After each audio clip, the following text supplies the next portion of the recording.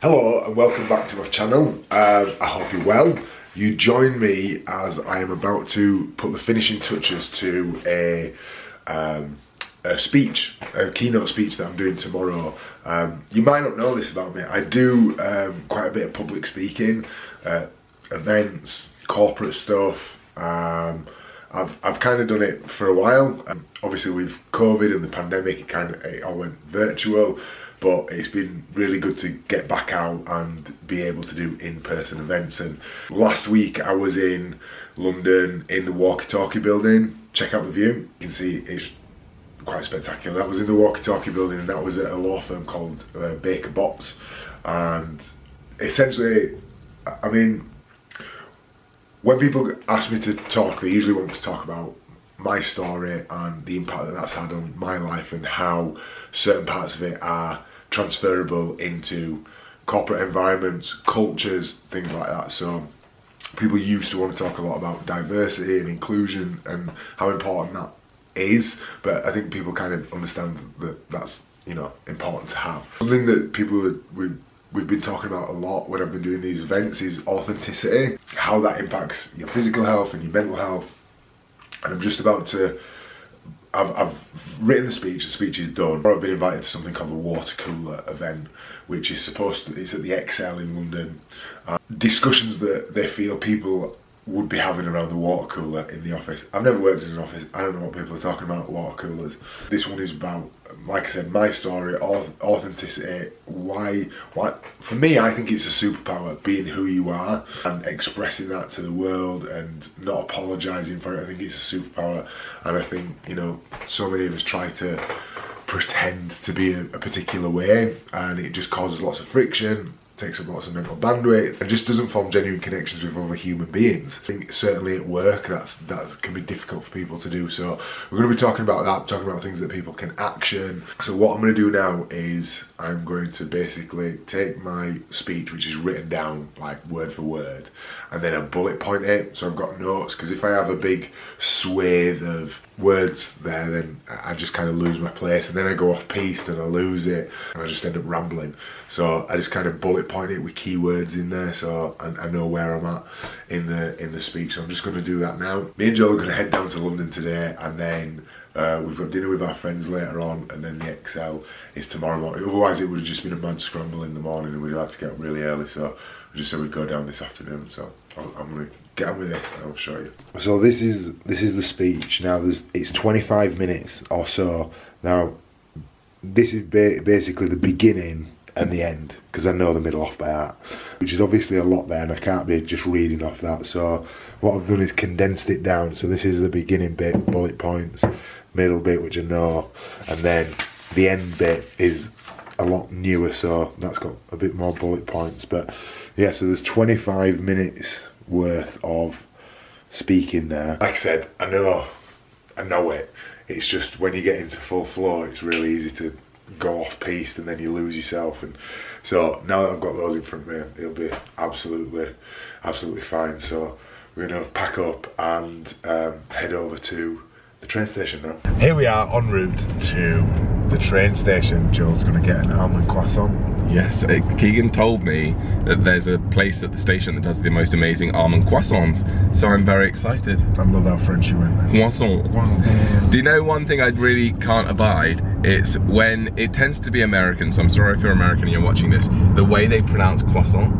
They're like a croissant or something, or like croissant, and they pronounce the T at the end. Uncivilized. But then it's double standards, I suppose, because we do say restaurant, and it should be restaurant. But the posh people in England do say restaurant. I love saying restaurant. Yeah. Anyway, we are on the way to the train station. It's about 2 hours. On the train. Hotel. I've got a call with my therapist actually. Have you? I've got a call with Kieran. Oh yeah. At 2. Joel's got an appointment at 4, and then after that I was like, what are we going to do? And Joel went, well, we could go for drinks. Yeah. I think that's nice. I know, it's coming from me, which is a shocker. I'm normally the first person to suggest maybe we shouldn't drink today. However, also, what? Joel suggesting that we should drink when I'm the one who's got to deliver the keynote speech tomorrow. Yeah, no, we're not. This the thing. Drinks doesn't mean drunks. In your book it does.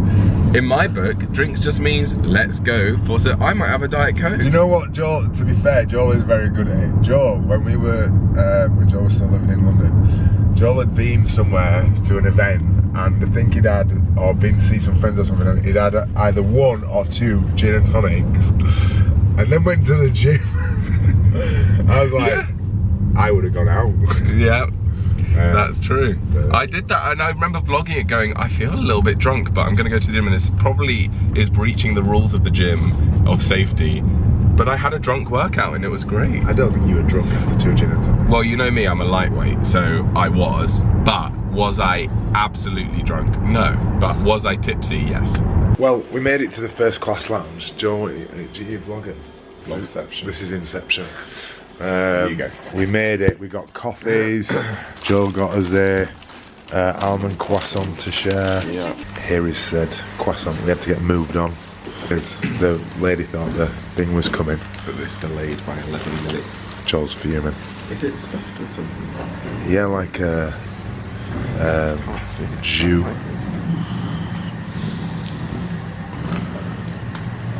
No jus. Bad juju. No, there is. It must be further in. We're on the train.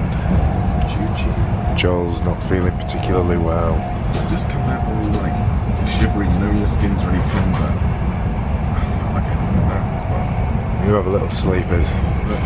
Yeah, we've got another hour and a half to go, so I'm just doing a little bit of work. And Joel's got a million books and all the appliances, and there's the great British countryside.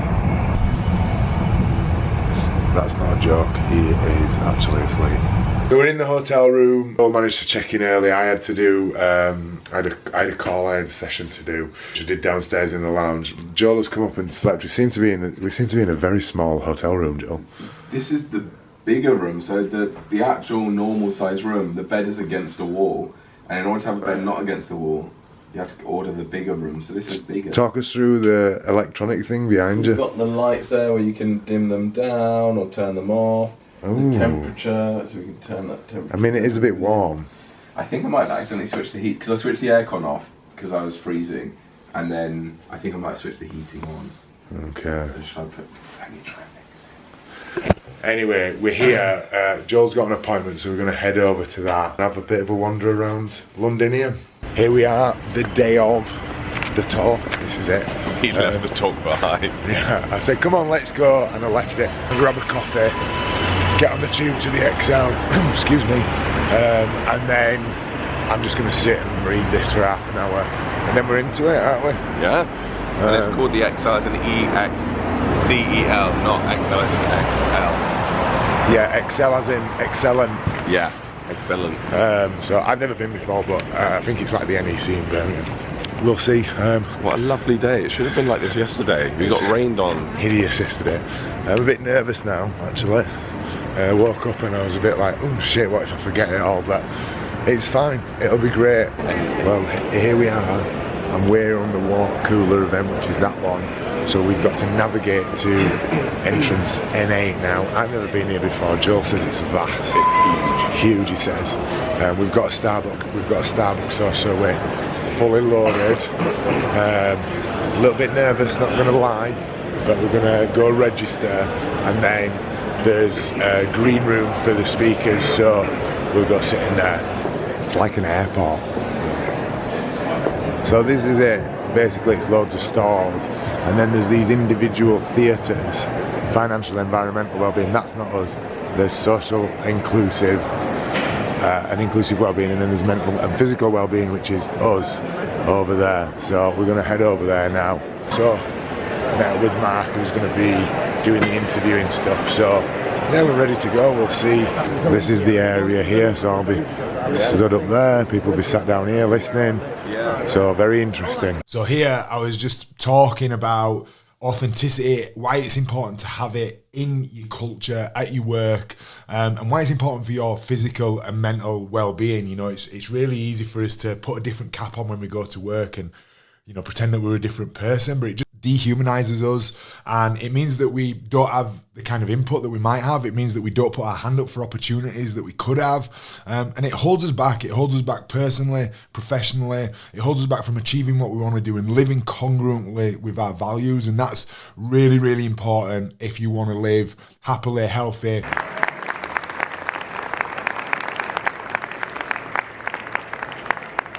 Well, there we go, we're done. That's it. I had lots of questions, people coming up to me afterwards. Would I get involved with podcasts and certain campaigns and talks at their places and things like that? But I think it went well. It was cool with the headsets, wasn't it?